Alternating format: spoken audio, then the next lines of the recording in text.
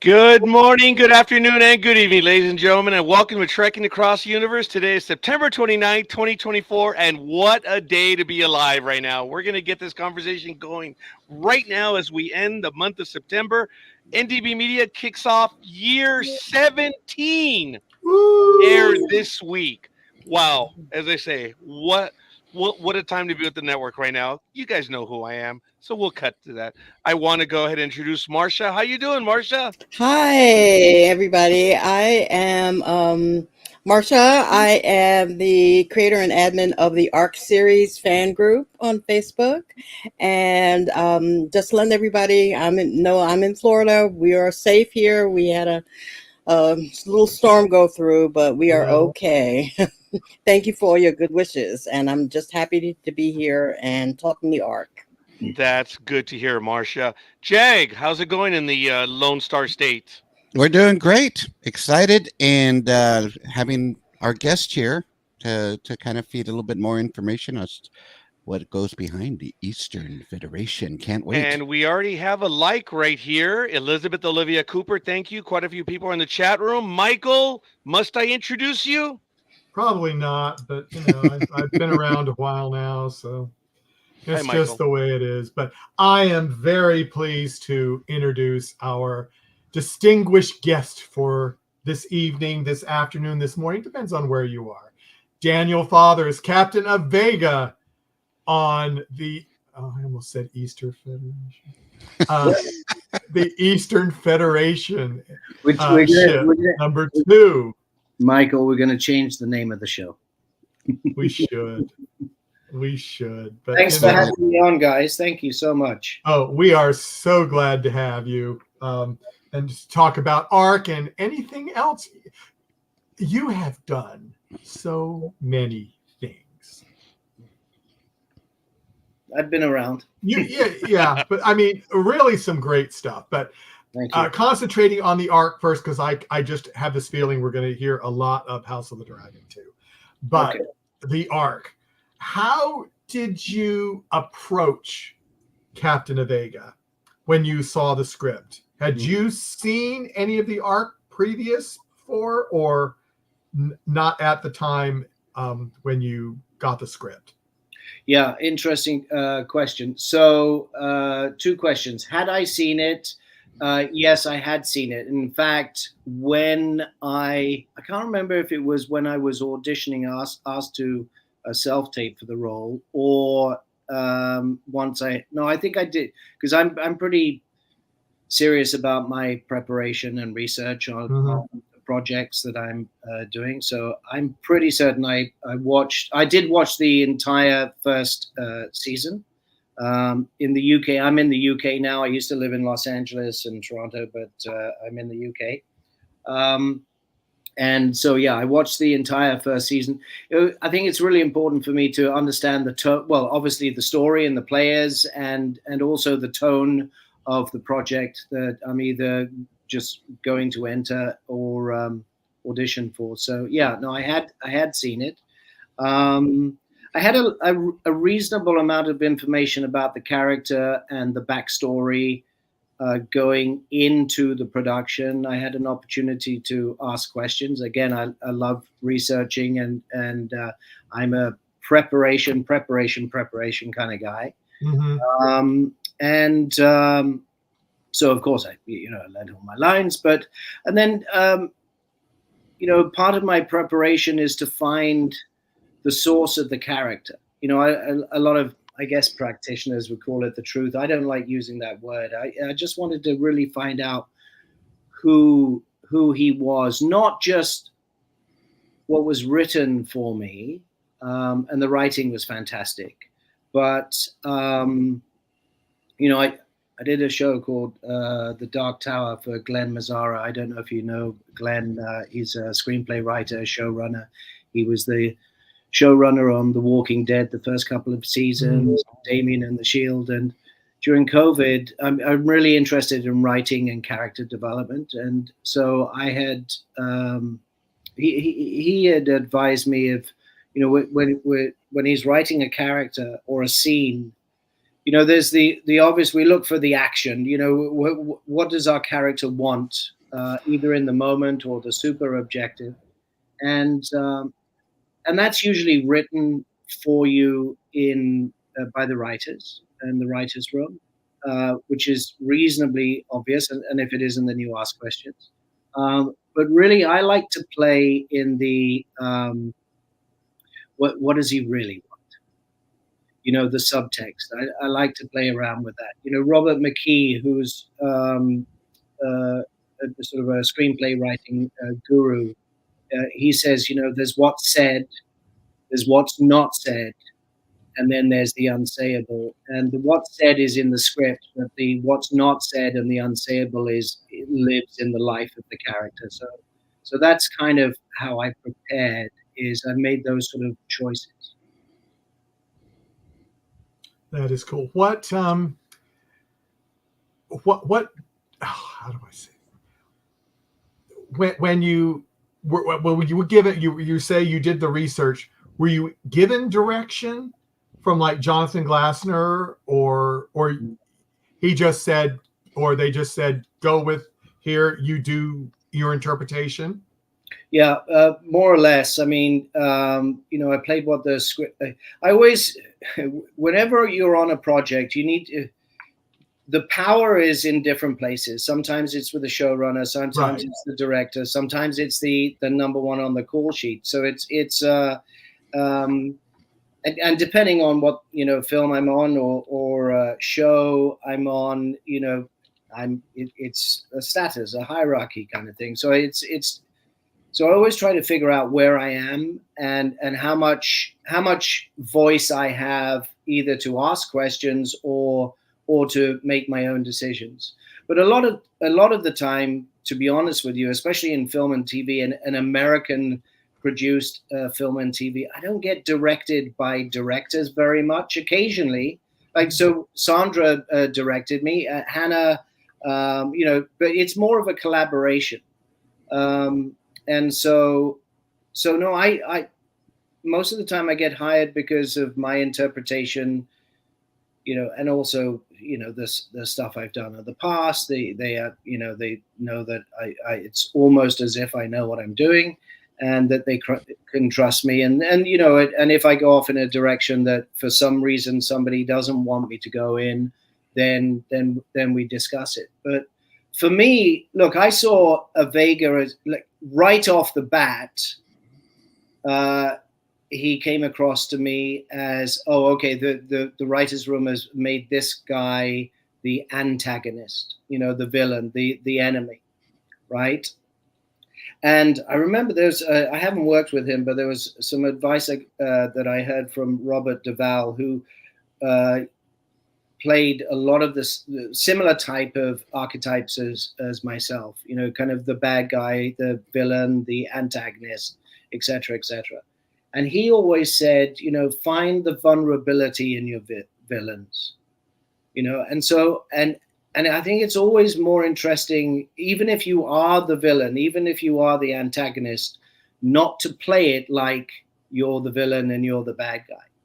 Because, I mean, look, we in our society can point finger and we can judge of, oh, that person is a bad leader, that person is the enemy, that country is the enemy, and I think all countries and all people do it to varying degrees. But I think it's interesting that the people that we perceive as the bad guys, they don't like rock around going, hey, how's it going? I'm the bad guy. Right? They believe that they're the good guys and the other people are the bad guys. So I always look for an opportunity to, if it's written as the antagonist, to actually play it as if I'm the hero. Does that make sense? It does. Yeah, it does. So I always, in everything, my through line was like, no, I'm right. This is the subtext and the reason why I'm doing this and I'm moving towards this. So I think we get to, I haven't seen it. So you guys, right. It doesn't air here, but I'm just going through my memory. This coming week? I think October the third is where the first episode Yes. is. Yes. I don't join the series until later. I on. know, but you can just see some of the prep work for when you make your big entrance. Right. Yeah, but I like to play it as if there's a reason, there's a humanistic reason as to why I'm making the decisions I'm making, even though it might be perceived by the people on the ark, or some people on the ark, that actually I'm the bad guy. Yeah. Well, I'm going to hand it back over to Roger. I know we've got some comments, and I'm sure Actually, he's got some questions. We too. do have quite a few. Papa Socks says it's Captain Avega for real. Awesome. Michael Bednar, who's in Maryland, says he wishes he could be there. I'm like, I don't know, Michael. Why don't you answer my email? You never know. Elizabeth Bowman says, hi, everyone, and welcome back, Daniel. Thank you, Just Elizabeth. a few comments. Susie Bonebreak says, I'm here. Mr. Setso NVL18 says hello. And we already have likes from Michael Bednar, Elizabeth Bowman, and Elizabeth Olivia Cooper. And maybe we'll take one of the questions right now or comments. And R54 says, it's such an honor to welcome an actor with whom I've had the pleasure of watching many times on screen, starting with Relic Hunter. Oh, my word. Rom-coms to Lord Hefford on House of the Dragon and Captain Avega. That's so Welcome. funny. So that's really more of a comment. We'll get to one of our other co-hosts. We'll get to Marcia. She can unmute herself. I can. Well, yes. Since we were with the subject of some of your prior roles came up, I hope you don't mind me talking about a couple of them that that are kind of my guilty favorites. One is Camp Rock, Right. which my grandchildren actually introduced me to, and that you were quite a cheeky character. And do you still get people, especially young people or people that are now a little bit older, talking about that role for you? Yeah. Look, when I was younger and I didn't have a long gray beard, a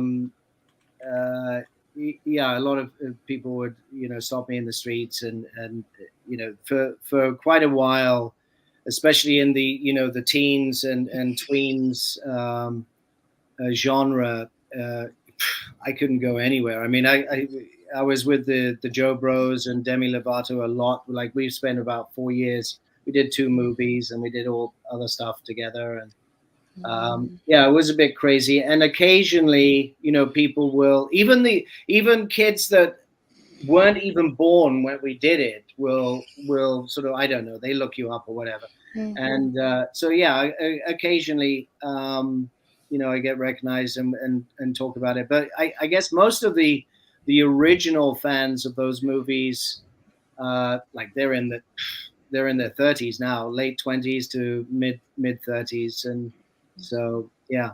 But And then I really enjoyed them, and it was entertaining. I think Camp Rock was the second most viewed television film of all time history. I think it had like 180 million unique. Incredible. Yeah, and then combined the two of them, I think it was 300 million unique individual viewers. And so, it was crazy times, but I really enjoyed it. My filming acting mentor, David Rotenberg in Toronto, he trained Rachel McAdams as well. And he just said, look, make every role your Hamlet or your Portia, or make it. And a lot of my sort of, let's call them serious dramatic actor buddies were kind of poo-pooed me for doing those films. But as Sir Anthony Hopkins said, there's no shame in entertainment, and I think a lot of young people got a lot of fun and pleasure from those movies, and I'm proud of the work that we did and what we sort of gave the fans. So. Hmm. Well, yeah, thank you for the fun of that that role, even from a slightly older person. But and another one is A Christmas Prince, Right. which became a fabulously popular hit on Netflix. I know. I know. It was. Yeah. Well, and because I also talk about that because your accent was totally different. You had a New York accent, which I'm originally from New York. I was born in Harlem and raised in Queens, so and I really appreciated that, and it was a fun role, don't you think? Yeah, no, I mean, yeah, the role was fun, and it was just a feel good sort of Christmas movie. I mean, it wasn't. Look, let's be honest, it wasn't Oscar worthy, or BAFTA or Golden Globe worthy. But again, it did a lot for a lot of people. Liked it. In fact, I think the New York Times wrote like an article on like this phenomenon of, and I Yes. think that they were the article was about that. How is it possible that a movie that is so sort of lowbrow can be so popular? But I guess that but it is. I mean, sometimes you know. It doesn't have to be highbrow to be entertaining and make people feel good. There's many different reasons why we do what we do in all the different genres. Sometimes it's to evoke thought, and sometimes it's to evoke debate, and sometimes it's just purely to allow people to escape into other people's lives and from their lives, Yeah. just pure entertainment. So there's nothing wrong with that. And to segue into the arc, your accent, the voice that you used, it was a very particular kind of ominous, breathy. How did you develop that affect and decide on how you wanted to sound For Captain Avega, for Captain Avega? yeah, I think just the more you read the script, the more you prepare, the more you do your notes. Like I had a Bible. When I have an opportunity to play a full character that's fully fleshed, um,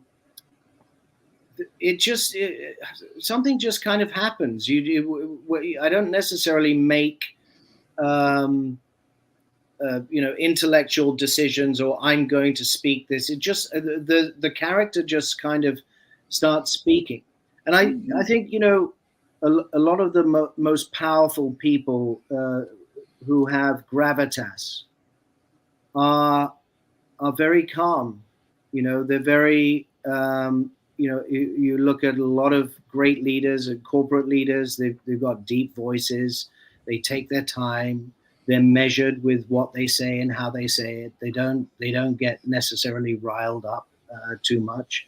They're in control, and he's a powerful leader, and I think the voice and the character just came to me. The one thing I really do is where's my book? Oh, it's over there. But there's a wonderful author called Jean Shinoda Bolin. I think she's Californian, MD, and she wrote a couple of books, Gods in Every Man and Goddesses in Every Woman. And what she did is she took the archetypes of all of the different gods, the patriarchal and matriarchal gods, and then all the sons and the daughters, etc. And have you heard of Myers-Briggs, personality? Oh yes, definitely. So what she did was, with all of the archetypes of all the different gods, she really fleshed it out. And so I use that a lot of the time when I'm doing a character and say, okay, which god is this? And that gives me sort of my backstory. So he was definitely sort of Zeus-like.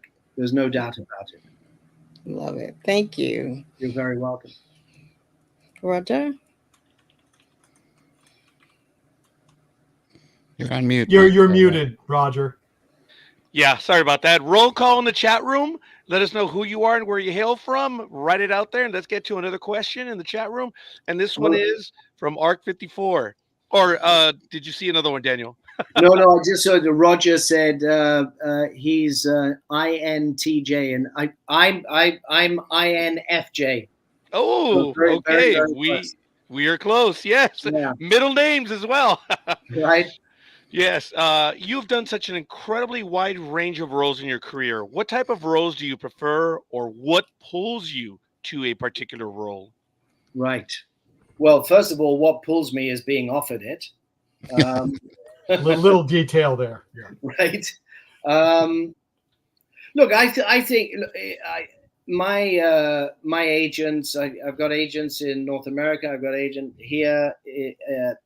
They know what type of roles I'm interested in, what I love to do, and what I'm capable of doing. And I do like to go outside the box occasionally, and but they put me up for roles that I'm suitable for, and that they feel as though we have a good opportunity. I think the casting directors know what my sort of casting type and hit is generally, and occasionally I get to go outside of the sort of 4 or 5 characters that I play. And they have changed over the years, like as Marcia said, that Camp Rock was a sort of a younger, cheeky, chappy kind of rock and roll kind of dude, and now I'm playing Captain Avega, who's a Zeus-like character for the Eastern Federation. So I think they change with as I get older, and as hopefully I get wiser and more enlightened about life and what all of that kind of stuff. Hopefully I do anyway. I've been attempting to. What do I like? I like to play characters. No, I play leaders a lot. I play troubled leaders, leaders in not only external conflict but also internal conflict. I really love the whole exploration of the human condition and what it is to be human. And I think you can find that in any character, really, because we're all human and we all have fears and doubts and struggle and ambition and desires. And so the roles I like to play, it doesn't really matter what it is. It's, do I have an opportunity to really explore not only the conscious but the subconscious aspects of this character, this human being? What are their struggles and how do we get through them? So it's just the exploration of the human condition. The whole thing fascinates me, to be honest with you. Human beings fascinate me, and therefore studying human beings and psychology and why do people do what they do and react the way they do. I think the whole thing is fascinating. So when I get a role that is, there's an opportunity to do that, and Avega definitely is one of those type of roles for me. Appreciate that. Thank you, Arc54, for the question. Quick shout out to Susie Bonebreak, who gave us a like on Facebook. And folks, Jessica, we'll get to your question. Elizabeth, we'll get to your question as well. Jag, go for it. Well, number one, welcome, Mr. Fathers. Also, thank you for subbing for my co-hosting duties the other day. So I appreciate that. Shows a man of many talents. While you were describing some of the human psyche before, you reminded me in your description of a movie I love called Falling Down with Michael Douglas.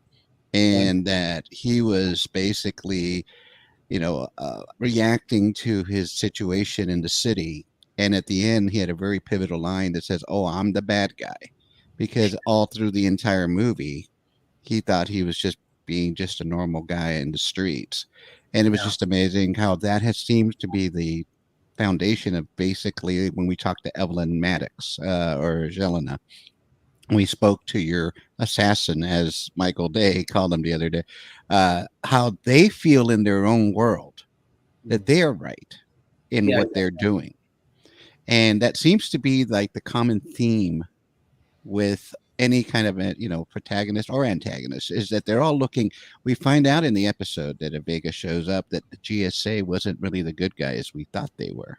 Exactly. So we kind of saw the reversal of that as well. So it was an interesting pivotal point. But before I get into any of the Eastern Federation stuff, I wanted to talk to you a little bit about your Screen Actors Development Lab. And the reason I wanted to bring that up is I am very impressed with anybody that has such a volume of experience and background that is willing to share that with others so that they can improve. So I wondered if you can kind of give us a little bit of insight about what that's about and what you do there. Yeah, sure. Thanks very much. Yeah, so it's called the Screen Actors Development Lab. I had, and I'm going to be completely transparent. So I had always had an old preconceived idea that I have since changed, that sort of acting teachers, a lot of acting teachers and coaches were failed actors. And so I never really wanted, I always, I've had a decent career as an actor, and I feel so grateful and privileged for that, and continue to do so. But I never really wanted to teach acting, even though occasionally people ask me, because I didn't want to be perceived as a failed actor. My main goal is to carry on with my career, and I'm not done. I always have the phrase of my best work is yet to come, which means I'm always learning, and I always want to get better. That's the one thing about acting or any of these creative arts, is that you can't perfect it. And you can only sort of move forward if you want to. But having said that, about 7 or 8 years ago, my agent, well, actually, look, I used to get invited to high schools a lot, back in the Camp Rock days, right? Just to speak to the kids and inspire them. And I really enjoyed that. And then there was a high school that actually asked me if I could teach their drama scholars and their drama class, come and do a master class for a couple of hours. And I said, okay, I'd be happy to do that. And then I kind of figured out, well, like, I know a lot of stuff, but I don't know actually how to sort of transfer that knowledge in a way that, it's effective learning. But anyway, my agent then started saying, well, I had spent, I spent 30 years in North America. I'm a Canadian citizen. I lived in Los Angeles, Hollywood, and Toronto, and 98% of my career has been in film and TV, but predominantly American productions. And so the style of American auditioning, self-taping, episodics, how we go about the business of actually making films is completely different from sort of European, sort of very stage-centric training. They've got 600 years of steeped tradition in theater, and their drama schools are stage-centric. So my agent said, would you be willing to, I've got this drama school, British drama school graduate. I think she's amazing, but she's very stagey and over the top. Can you teach her how to sort of, on camera in an American style of acting? And so I said, okay, I would do that. And then, it kind of snowballed, and I don't advertise. And then just before COVID, it kind of grew, and I did it. There's a guy in Los Angeles. He's an actor, director, writer, and he's a coach as well. And he's very good. And my coach, David Rodenberg, was absolutely awesome. He went to Yale drama with Meryl Streep, but as a director. And so I'd come across great coaches. So my idea of, there is value in passing on traditions, passing on the craft, and look, how long have human beings been human beings? Is it 300,000 years or 100,000 years? Something like that, right? And even animals do it. Like we pass on how we hunt, how we forage, how we get through the winter, how we you know what I'm saying? So animals do it. Humans have been passing on the old grizzled warriors. That's what I call myself now. Have been passing on the how-to knowledge to the younger members and the younger warriors of our collective. You know, our fellow travelers, our tribe. And so I just kind of I view it as that. You know, it's me. People have done it for me. And there's a phrase, you know, if you want to keep it, you have to give it away. And so I feel as though it just makes me feel good, and to work with the young up and coming actors. Or look, I don't know everything, and I did go to I went back to school just before COVID. I went to the Guildhall School of Music and Drama, not for acting. I was already an established actor, but I went to do a master's, a postgraduate certificate in performance pedagogy, which pedagogy is the science of learning and teaching, so I could learn how to effectively transfer my experience and my knowledge and my wisdom to the up and comers. So I did that for a year. I was on the Dark Tower, so I was supposed to be working for 6 months, and in the off season I'd have 6 months. So I did my master's. I even did my entrance paper. I was in Croatia on location. Everybody's down at the beach, and I'm like writing a university paper, master's level paper. But I really enjoy it. I love it. I did one on Friday, and you know, to see them grow and develop into really solid actors, and you know, to get agents, get representation, book their first job. Tomorrow I've got a client. It's her first job, and in fact I've got two, and to help them get into drama, it's just, I don't know, I feel it's rewarding, and it's kind of the thing that we should do. That's beautiful. Well, I think we need more Daniel Fathers in the world. But the other question before I get into the Ark and the Eastern Federation, I wanted to address an Elizabeth Olivia Cooper comment from last time. So when we first saw the ship on the Ark, your ship, well, I was live tweeting with all the other fans because that's what we do on new episodes. And I saw the ship at the very end of the episode, and I tweeted Eastern Federation in cap letters, except I forgot the N in Eastern, and it became Easter Federation. Oh, Easter. Federation, right? So I mentioned that in my last chat that I was all excited. I forgot the N. All of a sudden, I started visualizing a ship full of bunnies. Right. And so Elizabeth Olivia Cooper had mentioned, oh, great, she had an image, because I mentioned that in our last chat with your assassin, Luca, that had come up. And she said, oh, great, I'm visualizing a bunch of bunnies on the Eastern Federation ship, and Captain Avega's got the black bunny suit. So I just thought I wanted to just bring up Elizabeth Olivia Cooper's comment on that, because I thought it was hilarious. We didn't get to it that time. But now back to that Eastern Federation role. And you mentioned how you kind of look at the history for all your roles and stuff. But I'm just curious, and in that research, do you or did you base Avega on anybody specific? No, I don't think so. I think it's a collective of all of the leaders that I've either observed in history. I mean, you know, I was in the army as well, and I still give back in service. There, I'm an instructor and I'm a captain. Therefore, I'm an officer. Therefore, I'm a leader as well. So I've gone through a lot of leadership training. I was a vice president when I was in the corporate world. I don't mean to say this to be boastful or braggy, but what I'm saying is I understand what it's like to be a leader, and I've studied leaders, and I think. You know, there's different types of leaders.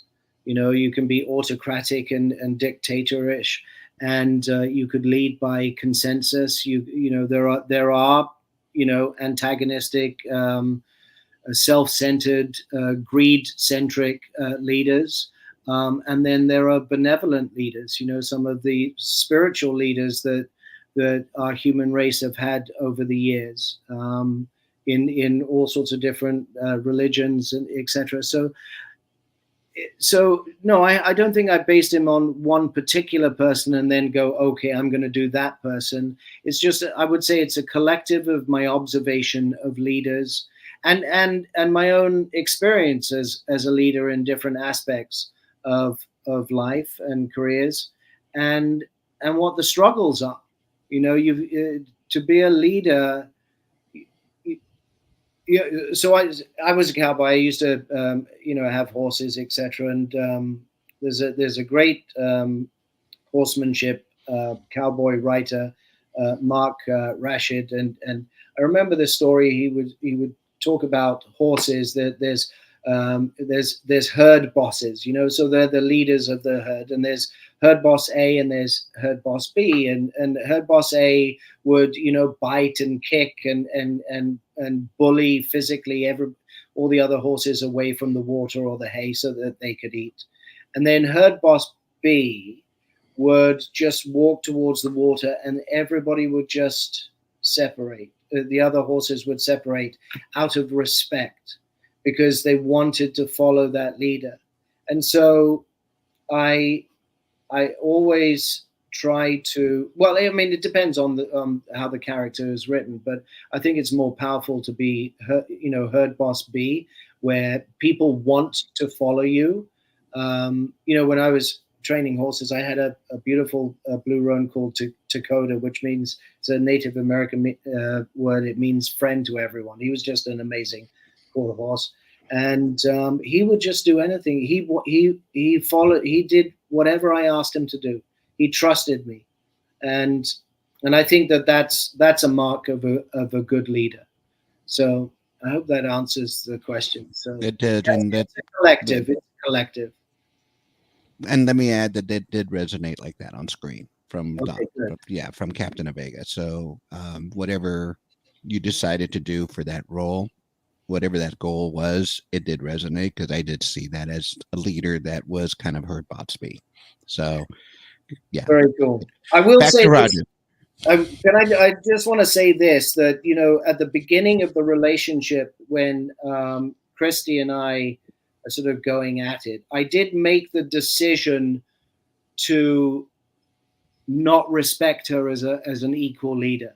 And that wasn't me personally. That was Captain Avega, making a decision for Captain Avega that you're just a kid. You're like, I mean, I have a daughter who's way older than Christy. So, so I made him two-dimensional and ageist at that point. But then she, Garnet earns my respect. And that's the best way to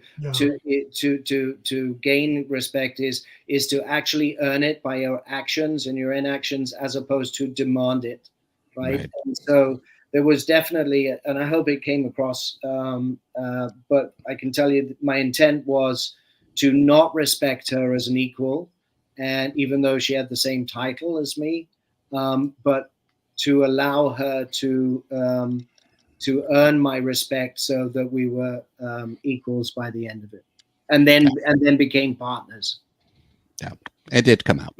All right. Yeah, Daniel, on a personal comment, when I saw that episode and she forces your hands on her neck, that was real, and that was because of the play of both of you. I humbly offer that it hit, it worked. Yeah, well, look, for me to do my best work, and I hope I again, I haven't seen it, so I can only hope. It worked. It did. Oh, okay, good. Whew, what a Roger relief. says it worked. It worked. Okay, good. Thanks, Roger. Yeah. But a lot of the time, it makes my job so much easier, and it helps me elevate my craft to the next level when I'm playing opposite an actor who is just at the top of her game.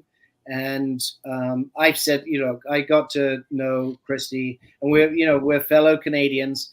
So, but I got to know her really, really well as a human being, as number one on the call sheet, and she is just, I mean, look, she's one of the stars of this show. There's no doubt, but she's definitely, in my opinion, going places, because she is a master craftsman. She is a collaborator.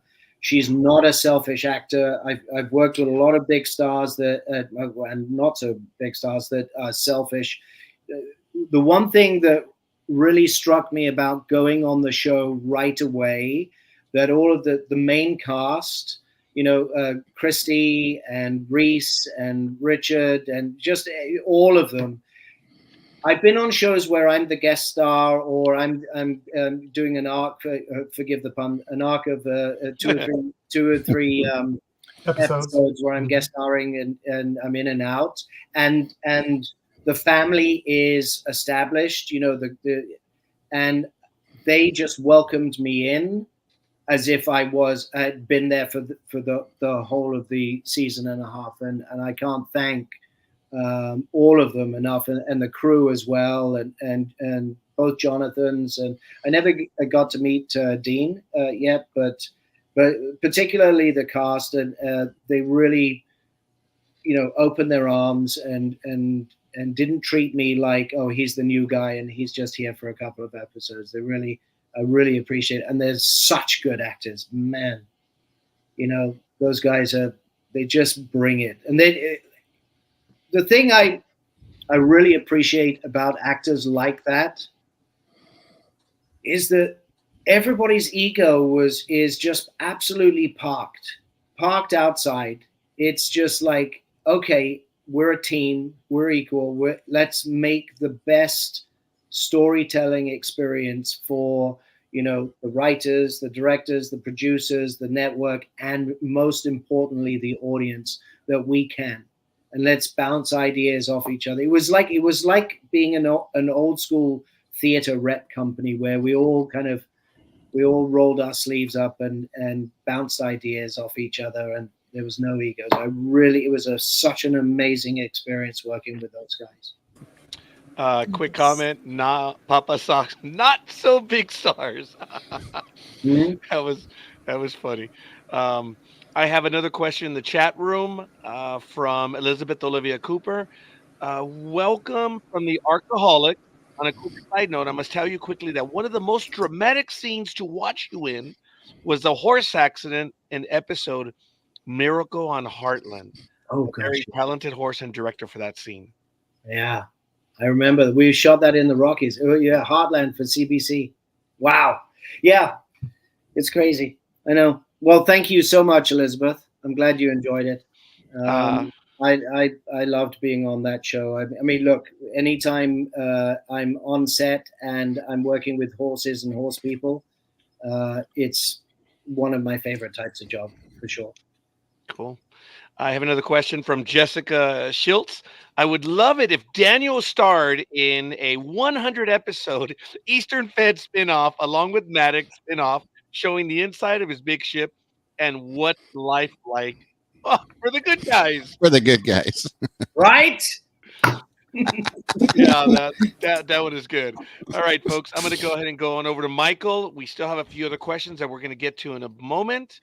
And, well, you know what? Quick follow-up before Michael. Yeah, go ahead with those. I'd rather, Okay. Along with my first question to Daniel, I wonder if Sharon and Evelyn had a fight, who would win?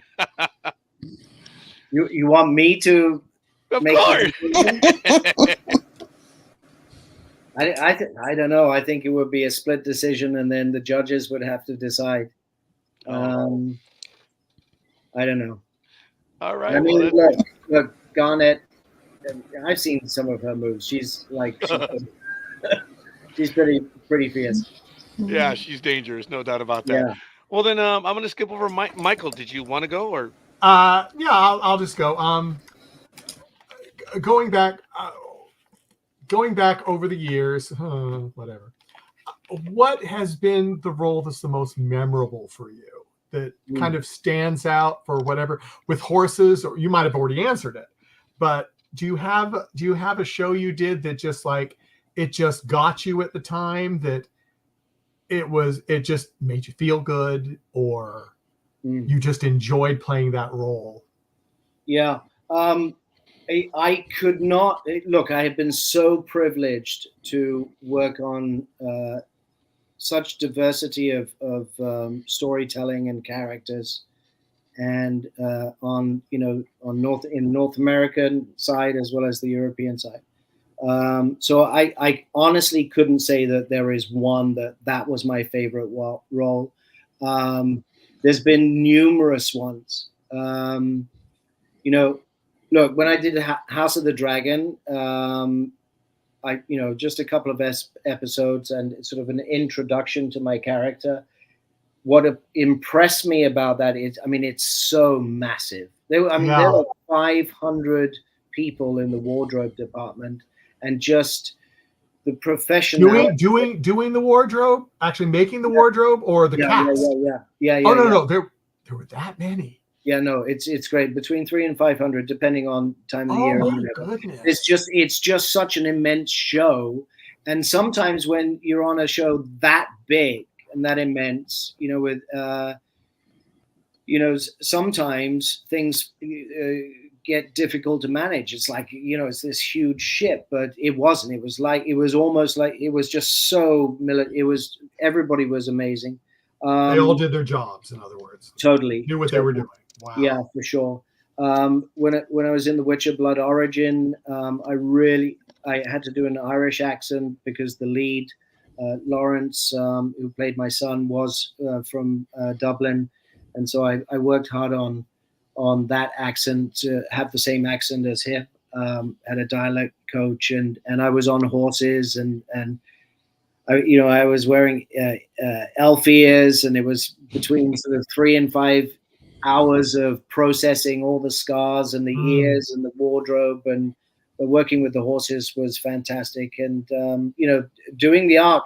Look, I did House of the Dragon. Then I did. There's another series I'm on called the Pendragon Cycle, which is an Arthurian tale. I played King Avlak. It airs next year, and we shot that on location in Budapest in Italy, and that was fantastic. That was definitely like a Zeus-like role.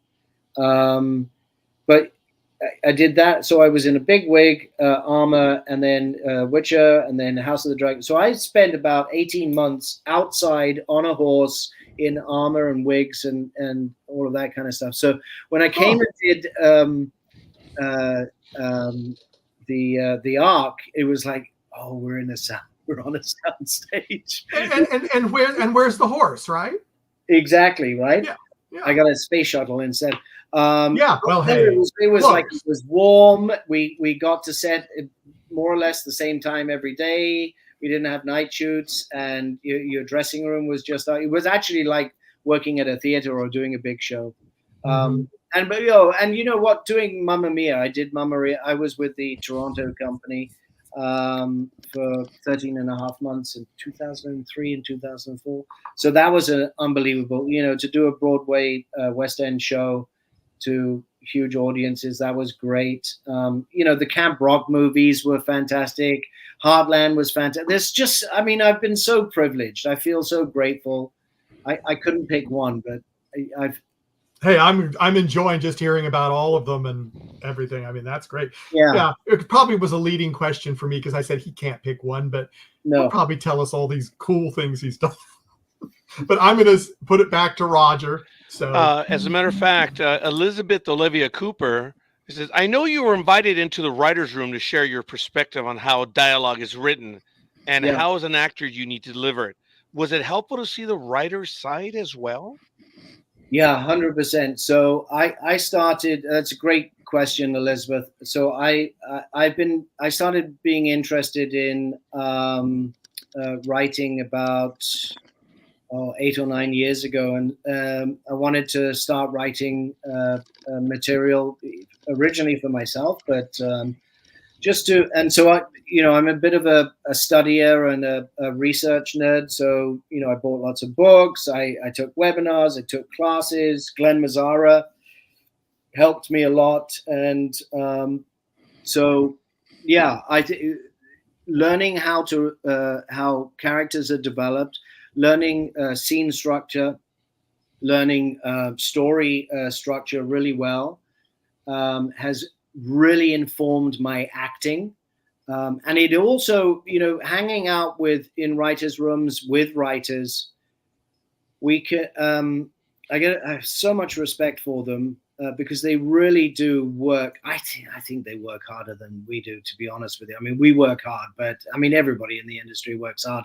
But writers, it's a solitary experience mostly, unless you're in a writer's room.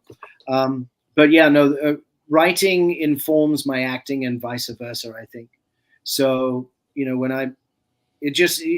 studying writing is making me a better actor. And the more I study acting, and the better I get at that, it informs my writing as well. So I hope that answers your question, Elizabeth. Oh, I'm sure it does. Thank you, Daniel. Marcia, go for it, and then we'll go on over to Jag, and then we'll get some other questions in a bit.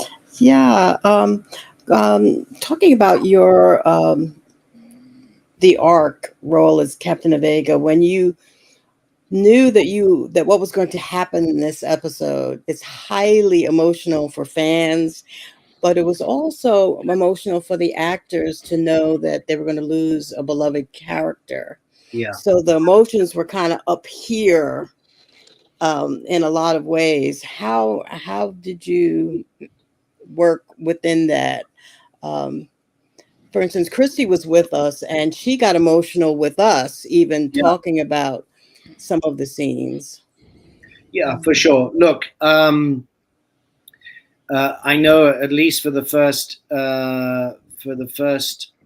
season and part of it, they had to take a break, but they were there in Serbia, in Belgrade, where we shot it for a very long time, away from their families. And so when we're away on location, we really do become a family.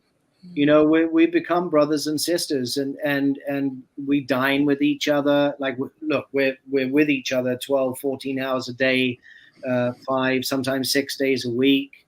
We are doing very emotional scenes, and so there is going to be a connection and a bond between those actors in humanistic perspective, not just the characters. It's not fake. It starts to become, especially if you're sort of a method actor, but and you get really invested and emotional about the story, the characters, and where it's going. None of those actors are dialing in a performance or just doing it for them. They're so emotionally as well as intellectually invested in the story, and the characters. So yeah, when Reese's character dies, I mean, I think I'm actually getting a little emotional just thinking about it, really, because and he gives me his liver. Mm-hmm. I mean, that's such a wonderful metaphor for connecting two philosophies, the East versus. I kind of think about it as like East versus West, like it's almost kind of like, and say, no, actually we can be just the human race. We don't have to be this and this.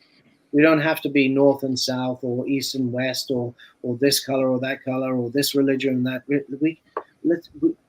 We've got it. There's a bigger picture here, people. Like we're the human race, And so when you lose somebody like Lane, who the audience falls in love with and falls in love with characters because they see themselves in those characters' struggles and the obstacles. I mean, writers do that. So I think filmmaking is really, it's not just us watching a movie and watching these characters. It's a mirror. I think a lot of really good writing, it's a mirror for the audience, right? That they want to support their heroes. They want them to succeed against all odds, because sometimes in our lives we just can't, or we can't say what we really feel, because we'll get arrested or slapped or fired or rejected, right? And so we look for supporting the courage of, there's a connection with the characters. So and I remember when I was there in December and January. We had a bit of a break over Christmas, but when those scenes would come, you could feel it in the air, like you could feel it on set. There was a somberness, you know, and it really affected the actors. You know, I mean, I totally witnessed it, and it kind of seeped over into me, even though I had just joined the cast. But yeah. And on a connected but slightly lighter note, many of us think that Avega's jacket is one of the coolest jackets. Right? So if I were you, I might have slipped that jacket in my Yeah. No, I think they wanted to keep it just in case they needed it again. Ooh, that sounds good. But it was how did it feel, you know, how did that help you be Avega, the court of Yeah, I mean, it was a cool jacket. It was a cool outfit, and I had some say in it. You know, the head of wardrobe, you know, they had designed a various, you know, different types of looks, and I got to try all the different ones and said, nope, I can't wear that. I don't want to wear that. Yes, I really like that. I mean, I didn't have the ultimate power, but I had a bit of influence. I actually wanted to, you know, the one that I was wearing when I was doing the monitor scenes at the beginning. It was like a really long leather trench coat, and I personally I wanted that one. It was just so cool. I mean, my jacket was still cool anyway, but yeah, for me personally, if the wardrobe, if I'm feeling the wardrobe that's been given or made for me, that for me that does 80% of creates my character for me. It really does. So, so I'm at the stage in my career that if I know that wardrobe is not going to help me do my job effectively as an actor, then I do speak up. So, yeah. So, but yeah, it was a cool. It was cool. Thank you, Roger. Go ahead, Jag. So before I continue, I got to say that once I followed your account on Instagram, which I hope we can promote here, you've been posting some very interesting behind the scenes imagery and video. One of them today was funny about the whole bathroom sign. I thought that was pretty cool, which kind of led me to kind of lead to this question, because when we had Christy on, speaking of Marcia asking about the whole death scene of Reese, your character was stabbed. And in the process of dealing with what was going on with the fight with Ristic and Reese, they, as in Deanna and Christy, had to kind of, you know, fill in the screen about, you know, helping the Avega character with his wounds, to a point where they were touching you and moving things and, you know, whatever, where you said, can you all stop, you know, touching my chest or something to that effect, which leads me to this question. Do you remember in your time there any comical, you know, little bloopers or any kind of funny things that happen on set?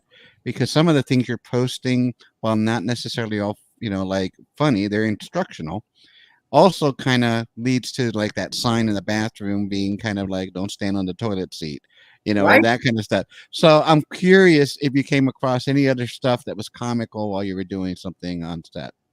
Well, there's one I'm going to post where it wasn't while I was on set. So I had a few days off and it was very cold.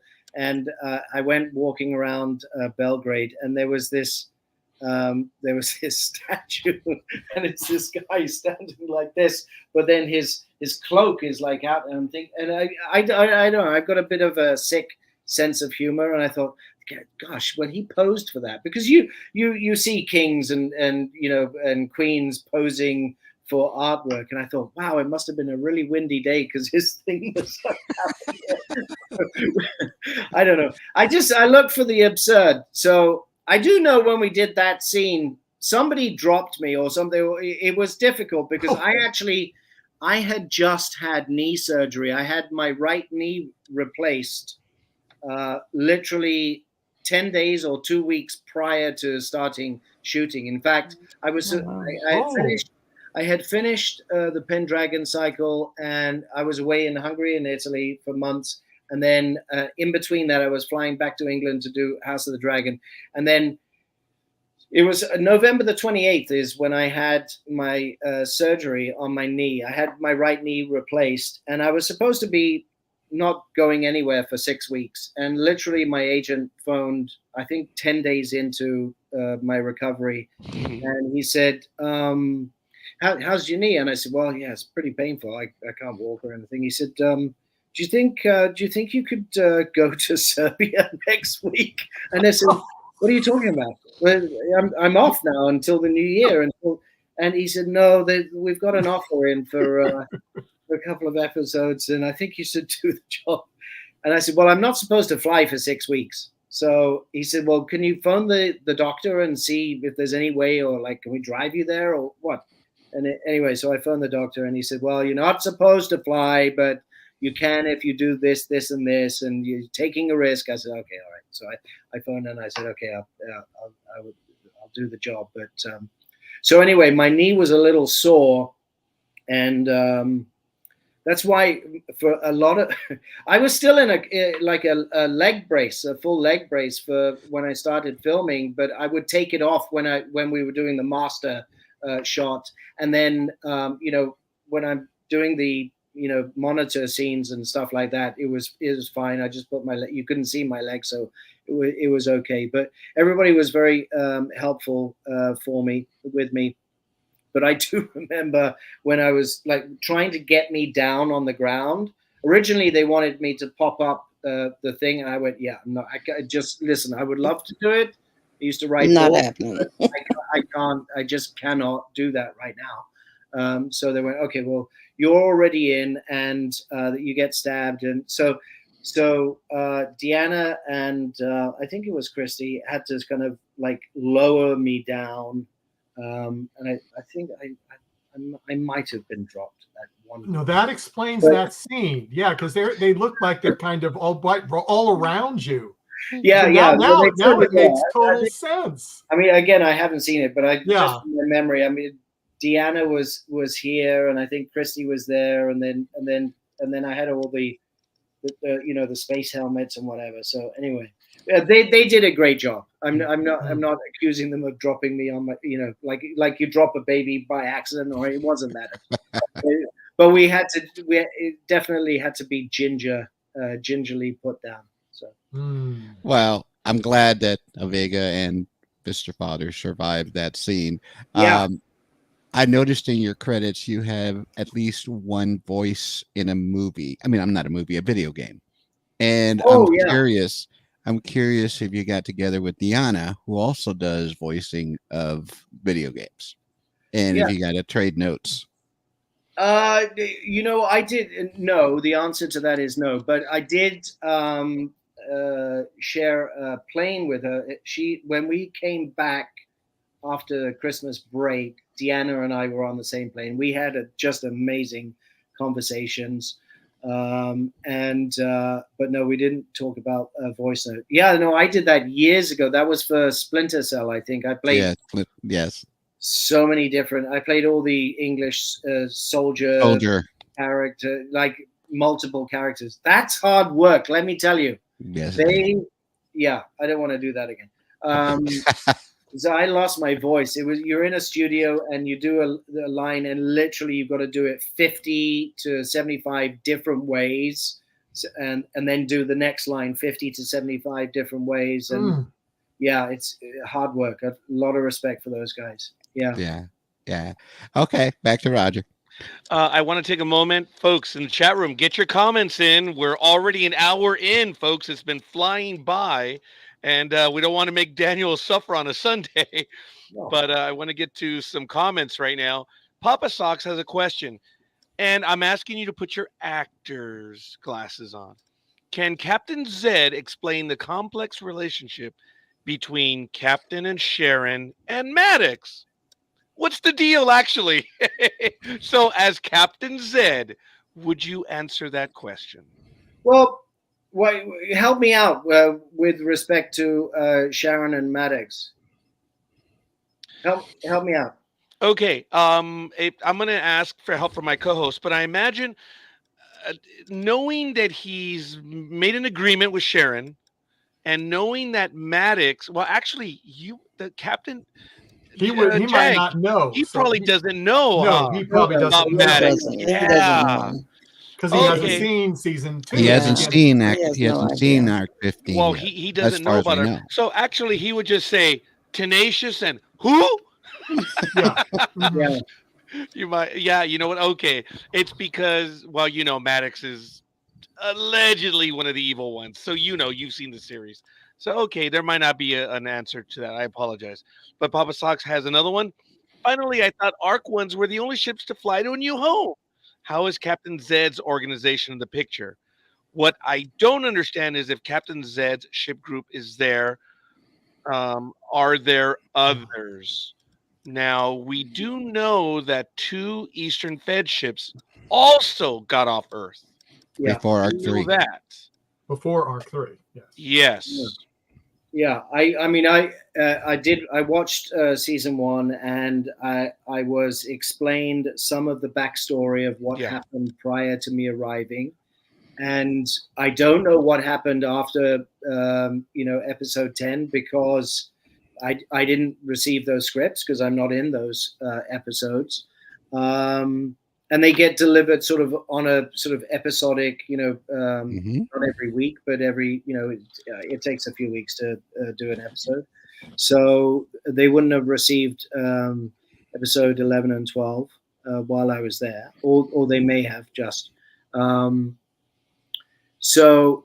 But yeah, no, Eastern Federation, look, there's a bunch of ships that did escape Earth. And I think, as we know, because it came out in episode 9, that GSA, Lane's father was, they were creating bioagents to a genocide of 6 billion people to sacrifice them to save humanity. But then here comes the moral dilemma, because the other characters talk about it, is that the GSA had chosen, wealthy and the elite and the powerful people to come aboard, rather than, I guess Noah and Noah's Ark did it, like equal, like 2 of everything, and so there lies the sort of the moral dilemma, and that. Captain Zed, which I love that name, by the way. I've always been called Avega, but I like Captain Zed. So Captain Zed, attacks the GSA on Moon to stop that from happening, right? Which to me suggests that he's a humanist, that he's actually the good guy trying to stop bad people from doing what he considers bad things. Now, is he right? Is he, in my personal life, I don't think it's about like who's right and who's wrong. It's about what's right, So, so we're floating around. We're looking for a planet to start again. And, I've got a secondary mission, which is to find my shuttle, because I'll need that later on, right? And so that's how the episode starts. So, are there other ships? You'd have to ask Jonathan and Glasner and all of those guys, but I'm sure more will be revealed. Yes. And a question that we've been told by many of the cast members. Speaking of massive sets, did you get lost at all on the set of the Ark? A couple of times, yes. To be honest with you, I've done at least two or three sort of sci-fi. I was on the Dark Matter. I think that was on SyFy Channel as well. Years ago. Yeah, especially all the corridors, on the big wide open stuff, like on the main deck and the viewing, that's fine. And getting in and out of the sound studio. But as soon as you start going down the corridors of the spaceship, it is, a couple of times they would break for lunch or whatever, and I'd be stuck on set and I'd be trying to find and I'd go, is it, where am I going? Turn right or left? So yes, it is actually easy to get lost, especially in the corridors, because they all look fairly this. It's like you're like a rat in a maze, and it's like, oh my gosh, no, that's wrong. Fair enough. Well, I want to ask a few questions other than from my co-host. I'm the obligatory troublemaker here. So, do you have your phone with you? Me? Yes. Yes, what sort of phone do you have? Do you have an Apple or an Android? Oh no, I have an Apple. Okay, you have an Apple. All right. So if Is you, that bad or good? whatever. So if you turn on your music right now, Daniel, what is the music that we will hear on Daniel Father's phone right now? Do you know what? I'm so old. I don't even have music. I don't think. Then that answers Yay. it. You don't have music on the phone. All right. What are your musical I listen to Daniel? podcasts. I've got tons of podcasts. Oh, okay. Yeah. All right. So you listen to podcasts then? Yeah. Oh, yeah. Okay. I love Andrew Huberman. Do you know him? He's a neuroscientist. He's an American dude. I love listening to acting and casting and Mojo Espresso with Ben Crow. He's Australian. Yeah, that's what I listen to. I like music, but I like learning stuff all the time. Yes. So. Okay, so that follows on. You're the first one to answer. Definitely that you would have a podcast. Okay, that's cool. All right, now another quick question: when you are at home and other than not learning, what stops you on television? What is your like, or even movies? If you had your way, what genre would it be? I know we kind of asked a similar question earlier, but if you had your chance. Is Western, science fiction, drama, action, adventure, romance? Like, Sir Just Captain Prince on Avega, yes. repeat. Does Captain Avega like romance movies? Are you talking about my character? What my character No, you, is, sir. You. or what I personally like to watch, or what I like Daniel. to see? You. What I like to watch? Yes. Uh-huh. I love. Well, first of all, I grew up on westerns, and I've never done a western, and I was a cowboy. It's crazy, but I do love westerns. I like geopolitical dramas. Oh, okay. So kind of like The Old Man or Homeland, those kind of things. Are you a Tom Clancy fan? Yeah, for sure. Yeah, all of that kind of stuff. I like geopolitical dramas. Ooh, that's I've got lots of likes, but yeah, as you're asking that, I would say yeah. I like that. I appreciate that. Marcia, and we'll go quick because again, I don't know how much time we have left, and I don't know what time it is where you are, young man. But don't worry about me. I'm good. Okay, that's dangerous, Daniel. That is dangerous, Daniel. Okay, I shouldn't have said that. I have to go to a quote wrong right answer. now. Yes, that was definitely the wrong answer. No, Here it is. Honestly, it's only 9:15 in the evening, and I just got back from Morocco. I was there shooting a film for 5 weeks, and it was all night shoots, which just killed me. But so this is. Well, that's very kind of you. Thank you. Nathan Sherritt from Perth, Australia said NDB Media, where they throw the rule book out on time limits for live streams. Right. End it when it feels right. We will not put you through the gauntlet as we have others, but I do. No, you can't. I'm here to be of service. I love this stuff. Daniel, my step grandmother was from Mount Lawley just outside of Perth, Australia. Wow, what an awesome connection with that. That is cool. And we're going to get to some other comments. Daniel, on a personal comment, I have been blown away by everyone that has been involved in the art. I've mentioned this before, ad infinitum, ad absurdum. We as fans are blown away on how the cast gets along and the knowledge of everyone about the project that they're doing. Daniel, it's absolutely amazing to us. We've grown up with actors that see a role as a role, they're gone, they're done, that's it. No Mm, interest. yeah. And the involvement by all of you to be able to answer our questions, Daniel. Forgive me, it's probably more of a comment, sir. We appreciate it and we're blown away by it. Well, thank you. And look, I know that sci-fi fans are like the hardcore fans. You know, I mean, I don't want to compare to other genres and other fans, but I do know that fans of sci-fi genre are super smart, know their stuff, totally engaged, interested. And I think. Do you know? I won't name the name because I actually can't remember his name. But I was on a sci-fi show, and I think the main cast did a Comic-Con sort of panel thing, and then one of the actors, they said the question was, how do you feel about sci-fi?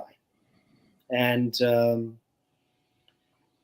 he goes, yeah, it's not really my genre. I don't really like it. And he wasn't invited back for season 2. So apparently he did a good job, but wow. I think it's really I think it's important for us to this is a relationship, like what we do as the creatives, not just the actors. And we're talking like, you had Madeline on last week, and look how smart and intelligent and how much research she had done in sci-fi and space and science, when it wasn't the genre that she was used to. And Sandra, how intelligent and articulate she was of the research of not the relationships, but the space and the technical aspect of filmmaking. I mean, I like working with people who are passionate about the craft, not the status of being famous or being rich or narcissism.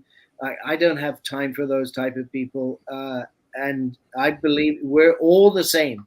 We're just human beings, just trying to navigate through, on our little planet that we call Earth, and who knows where we are in the universe, in the galaxy, and what is out there and what's not. And I think that these are fascinating questions. And I think we all share that passion, that inquisitive nature, and also then the internal reflection of the inquisitive nature of, like, the one question all human beings at some point in their life: who am I and what's my purpose? So I appreciate you saying that, Roger, because we just love. I think it's really important to love what you do first, and the rest is. I mean, if it comes, great, and if it doesn't, it's really not what's important. Thank you, Daniel. It's very kind of you. I don't take the credit. All of my co-hosts and everyone in the chat room believe the same thing. I'm just the lucky one that gets to tell you that. A few moments ago, when you were talking about the time, Papa Socks said this: "Lawyers, did you get that?" He said, "I got time." That was cool. I like that comment. That was neat. Marcia, go ahead, please. Oh, yeah. So, when we were talking on your first visit with Madeline, and we talked about Ryan Adams, who did, as Angus did, a scene where we discovered that he had a ballet background, and it helped him. You know where I'm going. And you gave us the insight that you have trained as a dancer. So much for the I have all the time in the world. Yeah, it's like, kind of oh, I've got to go. That time is Oh, look at gone. the time. Oh, I sorry. found My that attorney is calling. I found that incredibly fascinating as Yeah. well. So first of all, I want to do a shout out for Ryan because he's such a cool young man, and I think he has the coolest Instagram account out. You know, if I had to vote, he'd be up there, way cooler than mine. Yeah. So okay. So how did this happen? Yeah. When I grew up, my dad was a scenic designer. In the West End and in England. He was one of the top scenic designers for theatre. And but he always wanted to perform, and he did when he was a kid. He used to dance. He was at he did the. I still have the ticket somewhere. I think it's upstairs. He did the Royal Command performance at the London Palladium for, I guess it would have been the Queen at the time. And so I got sent to do tap because tap dancing was still a big thing when I was a kid. You know, the Fred Astaire and Gene Kelly and all of that kind of stuff. And I got begrudgingly sent to. I didn't want to be a dancer, but then when I left school in England at the age of 6, I was very athletic. I was, I had a sports scholarship for rugby and athletics, and the family business was theatre. And I kind of came out of school. I was focused so much on sports that I didn't really at the time do very well in my education. So I didn't have the grades to go over. Not because I was dumb. It was just I was lazy and I wanted to have fun playing sports.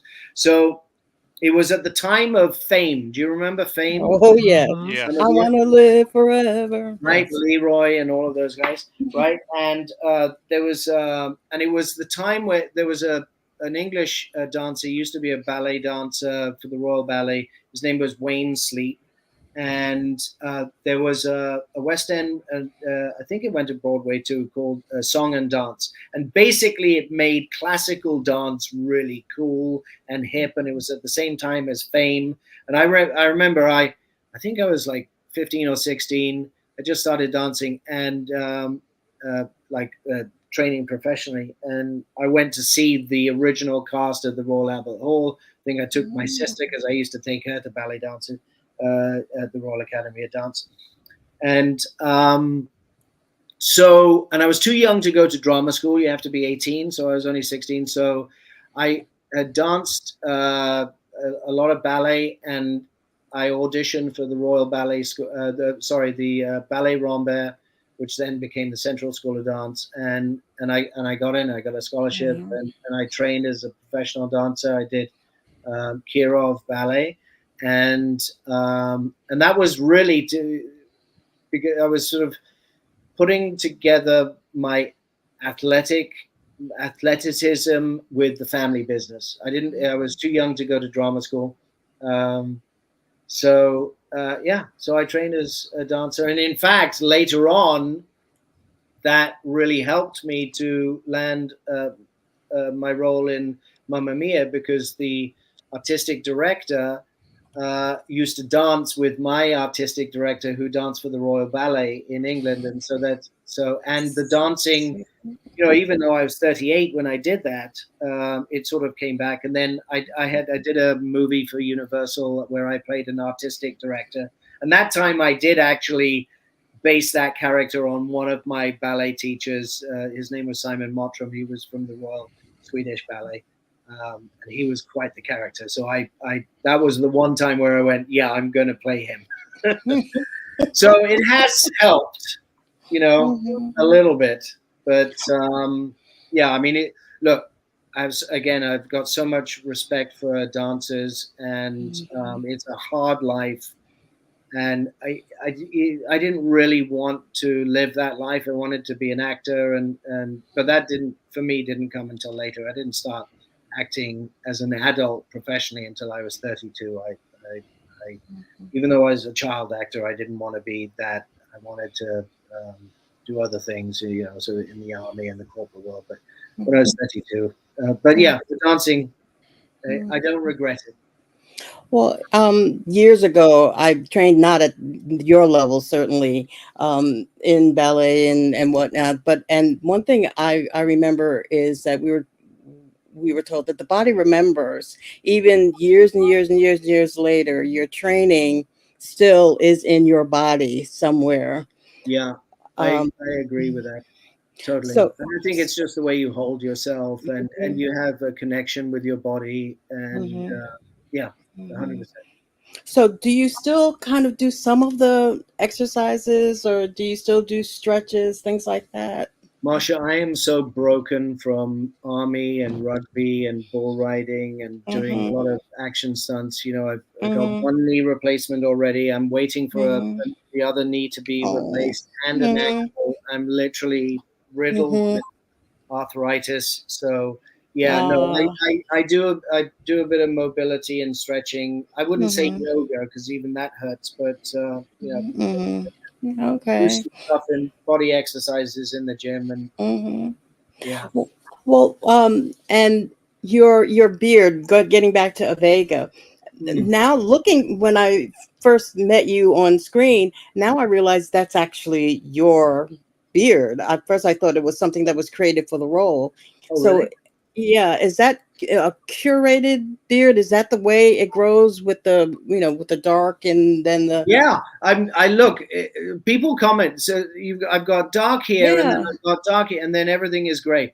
So yeah, no, that's how it. That's how it grows. I'm not dyeing it for, A yeah. roll. I basically look like a reverse skunk, Hunk. Yeah, right?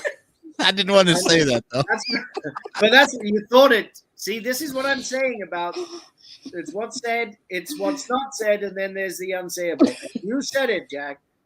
Anyway, yeah, no, it is. I said it for you. It's a reverse skunk, and it is my own beard, and it's colored that way normally. And I've had it for I don't know 5 or 6 years. The reason I grew it is because I kind of in my acting career, there's sort of they cast by sort of age groups, and so there's a 35 to 45-year-old casting, for guys.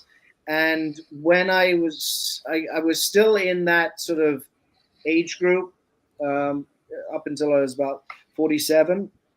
But then the next age group for casting is like 60 plus. You know, you play the old, the judge, the captain, the old grizzled warriors.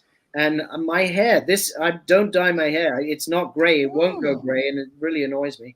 So that's why I grew the beard, because the beard does grow to make me look older, so I can play those more sort of gravitas roles. Mhm. And Mhm. yeah, it's just a my wife hates it anyway. Well, It stays the it certainly added to Avega, so it was there, and you yeah. utilized it, and it was pretty cool. Oh, good. So the last thing for me, and they may shoot me out of the airlock for this, is that Oh no, no, no. No, you no. kind of brought it up. So when we're talking about what Avega's purpose is, as all of the ships are, is to further the human race, is to make sure that we continue. Without any spoilers, we do know and understand that that's something that Avega dearly wants.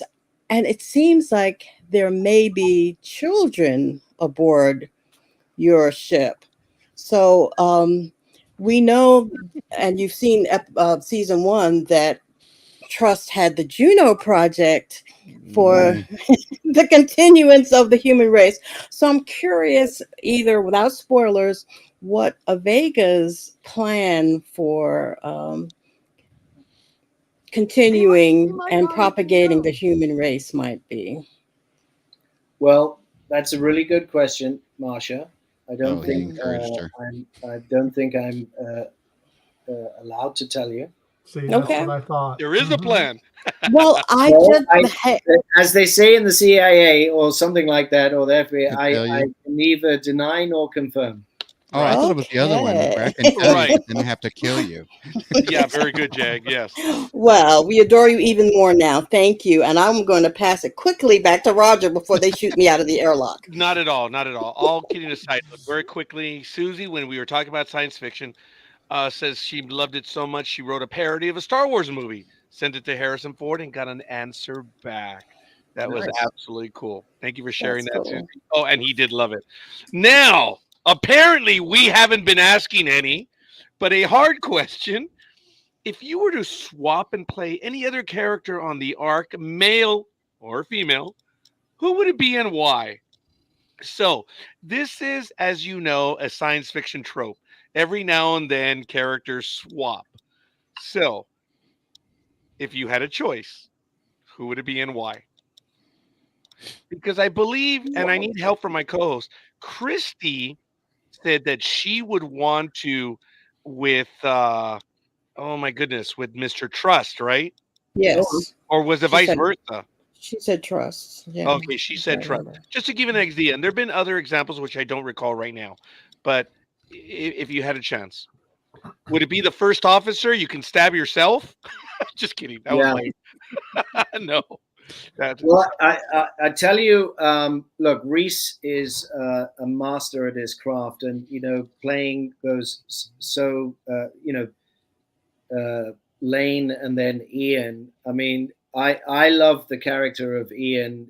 There's just a sweetness to him, and so yeah, I think I would like to play. I would swap from being a human to a clone. okay. Because that would, from an acting perspective, that would just create all sorts of other challenges and directions you could go in. And I think his character is really funny as well. Like he just doesn't get things. And I love the relationship dynamics that Christy and Reese have when he's playing Ian. The intolerance of him. Mhm. Right, and almost like the naivety, I think. So yeah, I think, but gosh, there's so many. I mean, Richard's character. Have you had Richard on the show yet? No, Yeah. not yet. Oh Not man, yet. he's so talented. He's a singer and piano Mhm. player Yeah. and musician. He's ridiculous. Well, actually, Richard is the only one of the main cast now, right, Michael? Yeah, pretty But much. he has been on the network though, Yeah, he's on been on the another network, but program. not So on our particular show. indirectly, he's been Yeah. on NDB Media. We get to lay that claim, but no, he was Not on directly with Fandom us. Access, which is Yeah, on no, I Tuesday mean night. he's so talented. He's smart. He's a lovely guy. He's good at what he yeah. So, and his Scottish accent. I asked him about the Scottish accent. I said, how do you, and I think one of his parents is Scottish, and that's how he learned that. So anyway, yeah. But I think for fun, I think to play a clone, a bit like Ian. I'd go for that. Wow. Okay. This is high praise from Origami Girl. Daniel is one of the best guests you've had on your show. Great job. Thank you so much. Yes, that is absolutely awesome. So look, I want to go on over to Jag, and folks, if you have any more comments or questions, please. We did mention it earlier. There is Daniel Father's Instagram. Check it out right there. Go ahead and sign up, follow, let him know where you saw him at, and we'll go ahead and continue and subscribe, please. You know that. So go ahead, Jag, please. This probably be my last couple of volley of questions, but I was just it's saddened on both a personal level and an actor's level that your knee has been replaced and you're having issues with others. Because I would have loved to see a Vega tap dance on the bridge. So I just want to let you know. I would have loved. So there was a note to writers, for season 3, 4, 5, have a Vega tap dance on the bridge as he's like firing volleys of missiles at somebody or something, and that would have been great. That would have been great. Like it would be like a Christopher Walken type of dance, Yeah, that's great. Like Yeah. jump down the stairs. Yeah, singing in the rain kind of thing while while the ship is firing off. Hey, and then I can resurrect that long. Right? Yeah, and then you had the cane. You had the cane in one of the episodes. You could do. But I needed that as well. So it was. I cannot tell you how fortuitous it was that my character got stabbed. There was no acting. people think maybe I'm a reasonable actor. No, I needed that game. You were grateful for it. Yeah. So maybe down the line when we have the ARC musical or something, we can have Captain There it Avega is. on How the about chorus an ARC line. musical, Jag? Yeah, Susie. yeah. Now, But sorry. go ahead, Roger. No, I interrupt. I'm sorry. I wanted to say, sir, we're privileged that the writers and production staff, they're watching us. We found out. It's much Oh, more are they? embarrassment. Oh yeah. So if Yeah. you're willing to commit, that's why I had to interrupt Jag. I'm sorry. If you're willing to commit to do a tap dance in a battle scene, you never know. No, Daniel, seriously, we were humbled by the writers as well as the producers telling us that they watch it. We are terribly humbled, and it blows us away. But be careful what you wish for, in a good way. They may have some comet water still lying around, and then there's the you never episode. know. But Jag, go ahead. I'm so sorry. No, it's fine. I could just see it, fire, and you see Avega just going. Just going. See, you got the music in There here. you go. Yeah. It has to be a cool dance. It's got to be like a Christopher Walken type of choreography. All right, you note go. to writers and production. Yeah. Please. Before I do my very last question, I wanted to call back to your Screen Actors Development Lab because I saw a post you did recently that even as an actor, I'm not, right? But I found very interesting. And if anybody that's watching wants to get into acting or is interested in acting or wants to further themselves, and by the way, this is not like Daniel paid me to do this. I just saw this post and it really resonated. And it was the water in the canoe post that you were, and I'm going to read it if I'm allowed real quick. As a screen actor, thinking about how you're going to say your lines is a trap and a mistake. Yeah. Instead, think about the many reasons why your character is saying what they're saying or reacting the way they are. And when a canoe is sitting on a deck or beach, it is not moving. It is inanimate, much like the black words on a white page. And I just really love this post. But once the canoe is placed on water, it starts to move as a result of what the water is doing. The current, the waves, etc. And then we go on to our thoughts and feelings are the water and the words are the canoe. And then finally it says the why informs the how. Yeah. Those are profound tips that if you're an aspiring actor, I definitely highly recommend. And I'm glad we're showing Daniel Instagram because he also sometimes posts some of these on. These are some tips that even your assassin, Luca, mentioned that there is no excuse nowadays where people cannot be informed about anything, given the massive internet resource that we have of just, you can have your own degree technically just by searching and researching and doing whatever that's out there. There's just a plethora of just information out there that there's no excuse anymore for that. So if you have not followed Daniel on Instagram and you're an aspiring actor or just a person that just likes to learn or wants to learn more, please do so. And you'll be doing yourself a favor because this man is definitely doing what he can to pay it forward in the acting field and so forth. So I wanted to bring that out. Finally, my question, and we asked this, and this one's going to be a hard one. And it's the one we talked about in the green room. But you're the captain of your own ship already. But I guess I can ask Daniel. If Daniel was given an EF Federation ship, and there's a place I saw, if you see in the back, there's a little place where you can put a little logo or a letter or a symbol. What would you prefer or like to put on your ship? As the logo or the as number? a logo or the letter or whatever you would like. Okay, so I would put 4.44. And for Daniel, those numbers are my spiritual number. And 444 or 4.44. In fact, I have it tattooed on my right there. Oh, okay. And so that number to me reminds me that I'm not in charge, that the universe, some people call it God, some people call it Allah, whatever.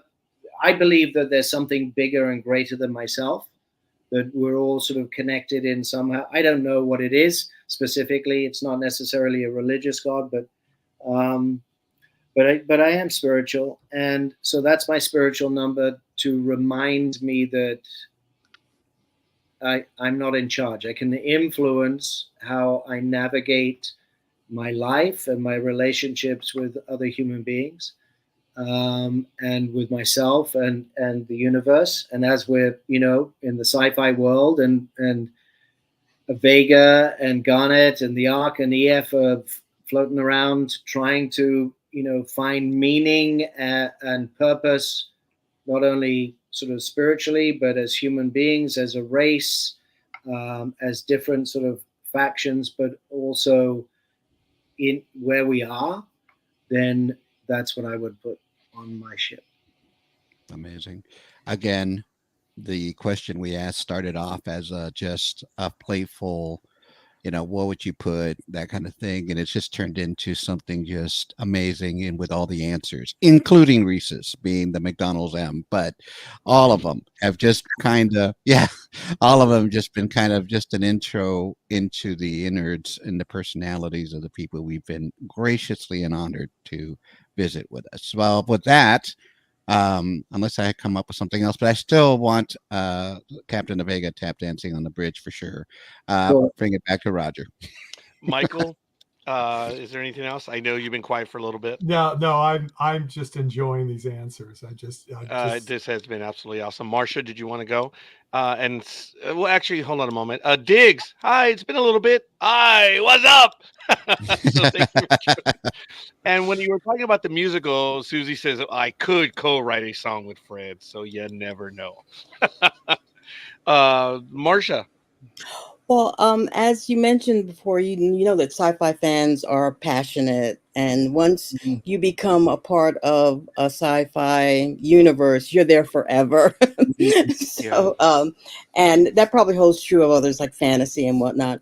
Have you ever been to a sci-fi convention, or either as yourself or as a guest? Or is that something that you would like to do? Is to kind of... I would absolutely love it, and I know that a few of the cast members of the Ark have been to them and are going to one. Electricon. Yeah, exactly. No, I would love it, and I have been to those type of things. I went to one on behalf of Heartland, so one of the fans recognized me from that show, and I just love meeting fans. They're just so... I wouldn't say grateful. They're just cool to be with. It just feels good to play my tiny part in brightening up or somebody's life, or giving them some entertainment. Whatever they receive from us collectively. It's not just me. It's the cast, the crew, the TV shows. Yeah, I would absolutely love to go to them. I have been to one, not as myself. I think I was invited to go, not to have a booth and meet people, but and I remember I did get recognized, not by any of the kids, but I think somebody's parents went, "Oh, that aren't you? Like, what are you doing here?" And I went, "No, I'm just a person. I'm here with my daughter going to this." But yeah, no, I have a lot of friends who have gone to them as guests and actors representing themselves in shows, and I hear that they're just tremendous. I mean, they dress up like the characters and they kind of live the lives. It's fantastic. That would be the entertainment for me, just to be around all of that. Yeah, I would 100% love to go.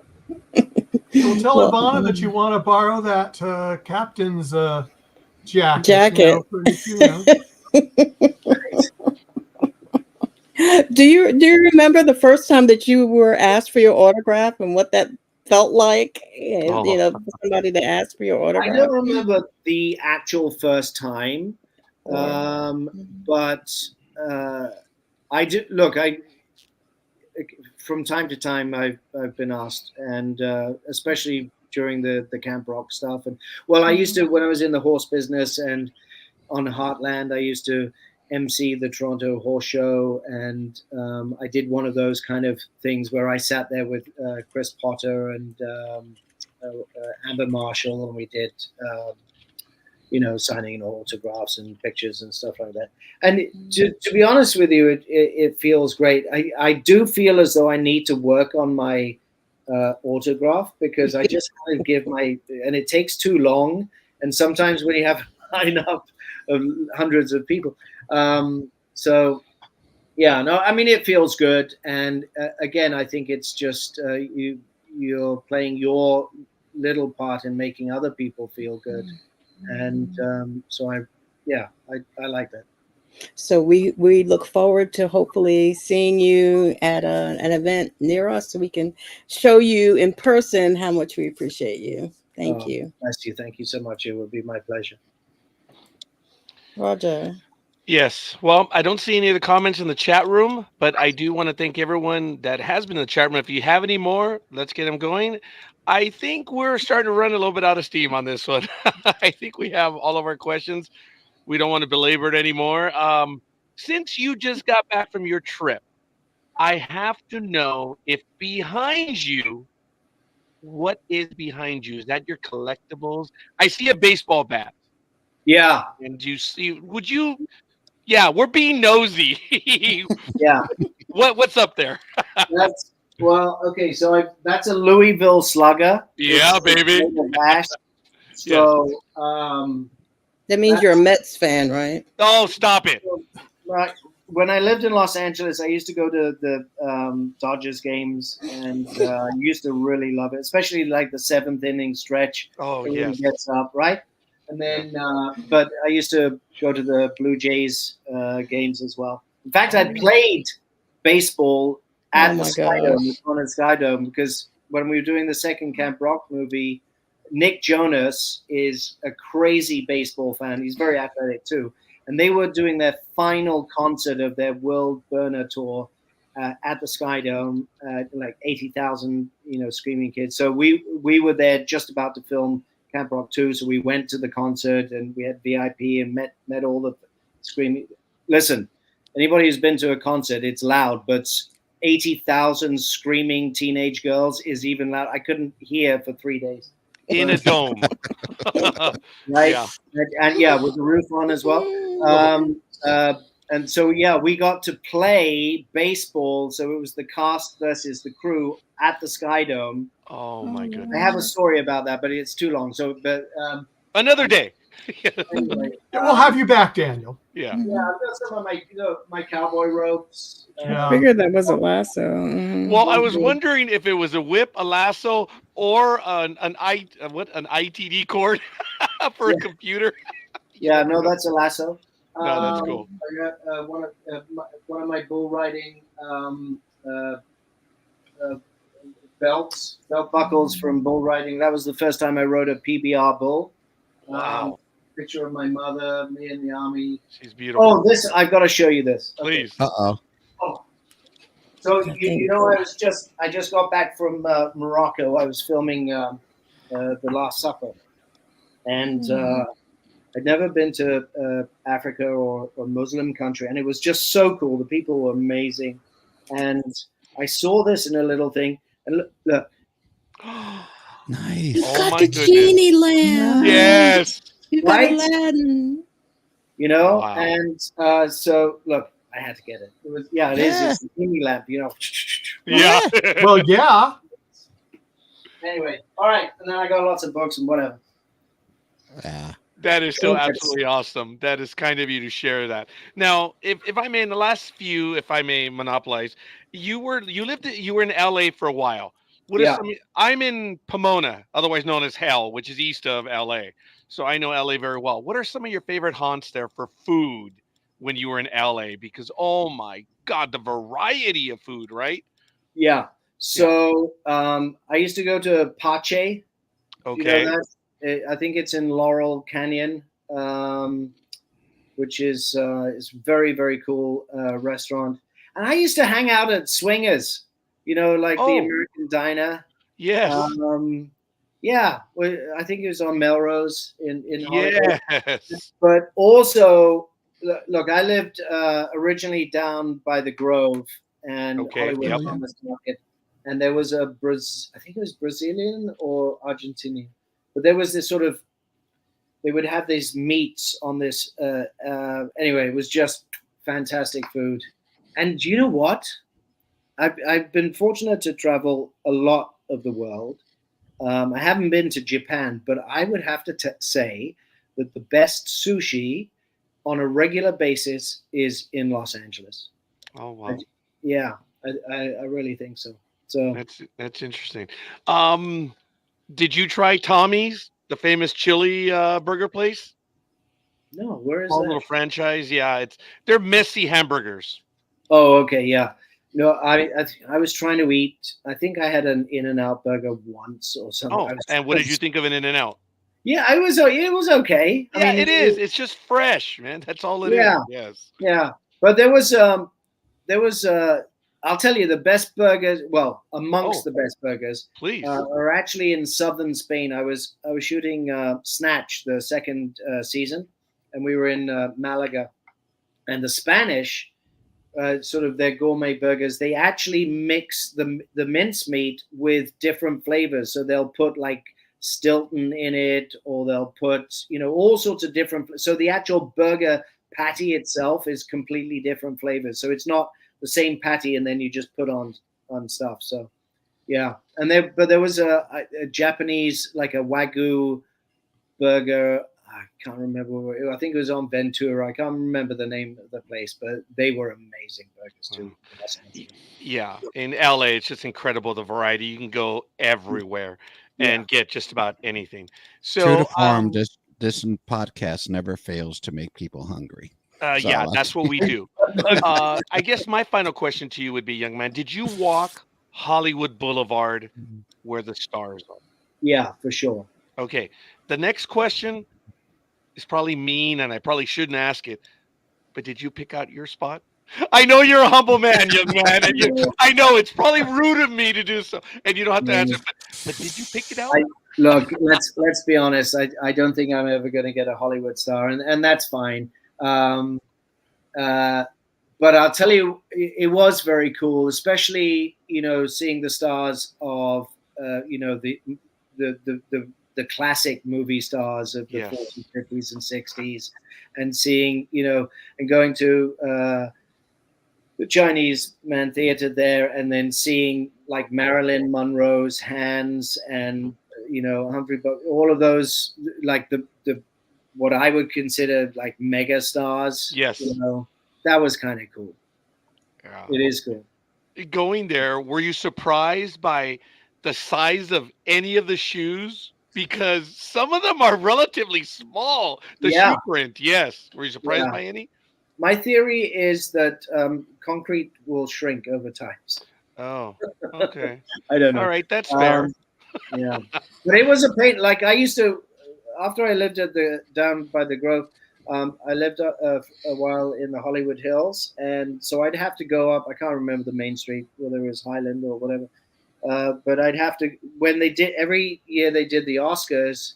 Oh yeah, that's probably like Highland. Yeah, picking it up, it was just a real pain because I had to navigate back. Anyway. Yeah, that was. It's Highland, and you turn right on Hollywood. That's where the new Kodak Theater is, and all that. Yeah. You got so it was just would cause me, and then I'd get a resentment that I wasn't being invited. Oh, I'm just kidding. Oh, that's funny. Oh, that is cool. I appreciate that. Well, look, Daniel, I got to tell you, we learned a great deal from you today, and it's absolutely awesome, the insight. And again, I'm sorry for repeating it, but we as fans were just blown away by the professionalism that you have on set and with us. We're humbled by it, and we're blown away by it. I want to pass it off to Michael, and he could probably, if there's anything else you want to share with us, Daniel, any long stories? No. Yeah, okay, how about we'll say that this is part one, and then later on if you really need me, I'm happy to come back anytime. Yay! It'd be like the talk show, Yay. you know, when people do revisits. But Yes. look, I've had such a great time with you guys, and I really appreciate, you know, not only you four guys, but all of the fans out there. You know, we're an entire family, and you know, we're all sort of purposed in the same direction. You know, purpose-minded, service-hearted, and I can see that from you guys. And thank you to all of you for having me and putting up with my, you know, whatever. Oh, Thank you well, for look, sharing with us. Michael, go ahead. Yes, have Daniel back. A most Yeah. generous guest. Yes. Yep. Yeah, agree. Daniel. I mean, oh, sorry, Michael. Yeah, well, whatever. Well, he's already hosted before, Yeah, so he's he really hosting. could take. He He's- could really he's- do Oh, it. actually, Michael. Any quick announcements? And then Well, we'll- the only quick announcements I just like to say, this concludes our Eastern Federation weekend. Again. Oh, Because yeah. we had two East. I was trying to get two more, but didn't work. But I mean, it has just been so wonderful to have you on, Daniel. And Yes. Thank you. thank you for saying yes when I wrote you. You're very welcome. Thank you for pinch hitting when two of our hosts were indisposed, because you know whatever, and co-hosting with myself and Marcia the other night. It was Awesome. It was just fabulous. It was You're fabulous. very welcome. And Michael, thank you for having my ship in your background. Yes, That's a suck up. I had to get some. That's a suck up. But Of course it is. Yeah. Of course it is. I should have And thought I'm of that. surprised Jack didn't have his picture behind him. No, but I do have the little medal right next to the rocket ship. That's true. there- You that's do. the You do. captain. Yeah. That was a good move, Daniel. That was a good move. So then, knowing that, Daniel, I don't know if you've ever ended a program, but I ask you to take us out. Take you out. End the Well, program. End the program. Yeah, end the I'm sorry. program. I didn't Thank mean you it that for way, Daniel. I coming. meant, end the program by taking us out, ending it. Okay. Thank you for coming. Oh, I know. That sounded Roger. bad, didn't it? Sorry, Daniel. Roger, Marsha, Jag, Michael, employ FTL. There you go. Good job. FTL, people.